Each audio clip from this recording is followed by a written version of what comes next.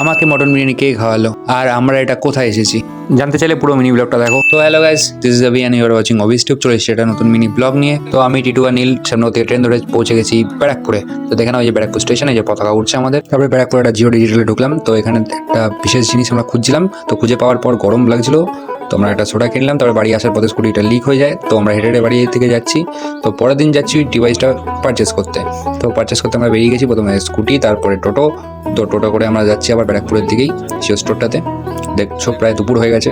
তো আগের দিন আমরা যে মডেলটা দেখে গেছিলাম তার থেকেও বেটার মডেল আমরা দেখতে পেলাম, 2-3 হাজার টাকা বেশি দিলেই পাওয়া যাচ্ছে।